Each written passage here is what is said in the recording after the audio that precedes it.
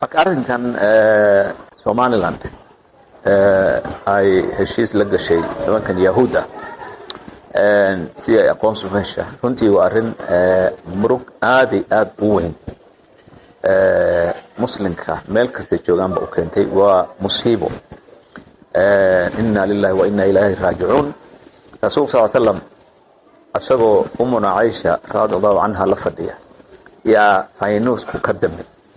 faynuusku markuu damay oo qolku mugdi noqday rasuulku wuxuu yiri inna lillahi wa inna ilayhi raaji'uun umuna Aisha waaya waxay tiri maxaa inna lillahi wa inna ilayhi raaji'uun wuxuu yiri wax kasta oo qof muslim ah kan xinaya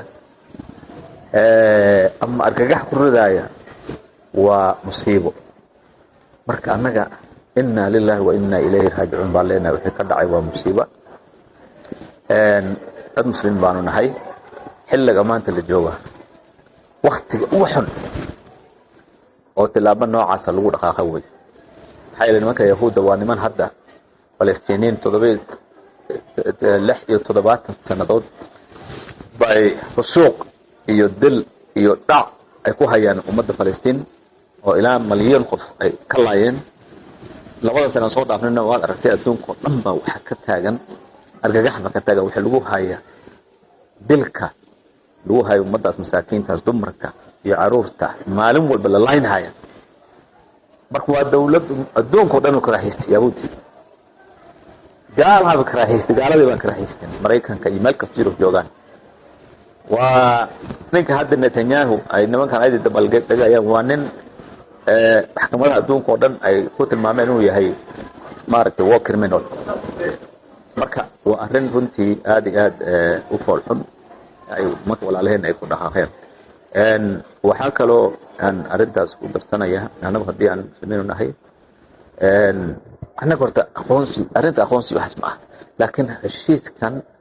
oo niman Yahuud ah oo musiibo ah oo Ilaahay lacnaday oo ummad adduunka dhan ay lacnadeen taas arrinta ugu foolxun waa arrin runtii in damir leh nin bani aadin oo damir leh banaadinimada ma qaadan karin maaragtay ka dhacay waliba waxa ka sii foolxun sida la yaabka leh oo dabaaldeg uu ka socda maaragtay waxaad leedahay runtii la fi sakratihim ya'mahuun waxa soo xasuusanaysa waxyaabo qaar Ilaahay iqtiraabku ku tilmaamay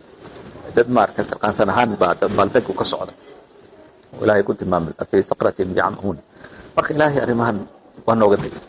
aad quraanka niman noocan ah oo ummadda muslimka cadow ku ah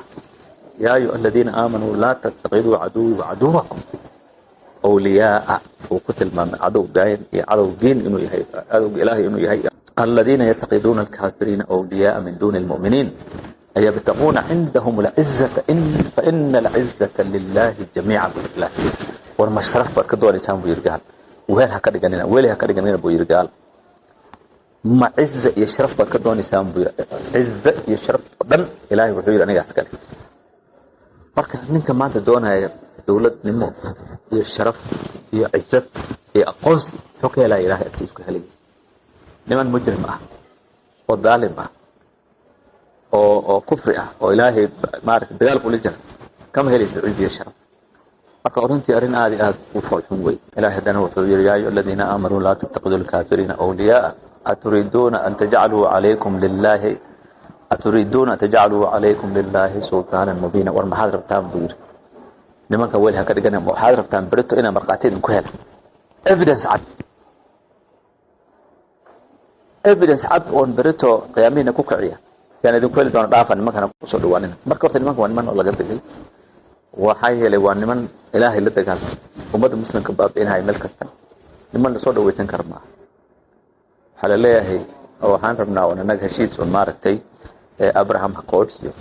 وحان وأبراهامك فيث وي واسمده بأنها أنا قال يا يهودي يا مسلم بقى حوك مجران إلهي كتاب في سوق المعنى نبي إبراهيم يهودنا ما يهين مسيحنا ما يهين ما كان إبراهيم يهوديا ولا نصرانيا ولكن كان حنيفا مسلما وما كان من المشركين هاي وكتب المعنى نبي إبراهيم مسلم بابا أبراهام يقول لها حوك مجران ونرين مارتي مكة ولا عليه نحن نقول دقينا أرنتنا رفع عن معها عرض إلهي إن مارتي إن لسكين اليوم إلهي ويقول ما بين مكان سورة الفاتحة معلومة بالأخرى نيس اهدنا الصراط المستقيم صراط الذين أنعمت عليهم غير المغضوب nimanka carada ay ku dhacday ilaahay wadadooda aan marin maalin walba salaad markaan tukanayna ku celinayna nimanka waa niman carada ilaahay ku dhacday culimada ay ku tilmaamaan waa yahuud nimanka inaad maad weel ka dhigatay aad weeli ka dhigatay isbahaysi nasmi oo ayagoo ummadda laaynahay aad ka dhigatay weli waa in aad baarak ilaahay xaqiisa arin aad foolin way annagana ciidadii muslimka iyo sharafta muslimka ciidada diinta oo dhan bay meel kaga dhacay marka aniga waxaan arkaa in maaragtay laga fiican yahay ilaahayna arrin noocan dambiga maaragtay arrimaha dulmiga caynkan ah dulmi yar ma ilaahayna ma hilmaamay wama kaana rabbuka nasiya ma hilmaamay arrimaha noocan marka waxaan yeelaynaa walaalaheen arrintan aad gasheen arrin fiican ma aha aqoonsiga ma arrinta aqoonsiga waxa weeye ninkan xiriir la xiriirtay waay ninkan asaga aqoonsani oo wadalkiisa kugu soo dhaweynaya aad wadankaada ku soo dhaweynaysaa waay وودن ayaga yani aan ixtiraaf adduunka ma haysanin way yahuud ayaga ixtiraaf adduunka kama haystaan dhul dad leeyahay oo muslimiinta ay leedahay wadan muslim Palestine taariikhda Palestine wax la soo koobi karo ma islaamka meel weyn bay kaga taala Palestine marka maanta ninkii arrimaha sameeyay runtii waa nin islaamka meel kaga dhacay arrintaas arrin aad u foolxun way waa inay walaalaheen ay rabtaan ka noqdaan ay ka fiirsadaan baan aniga واقعية. جزاكم الله خير والسلام عليكم.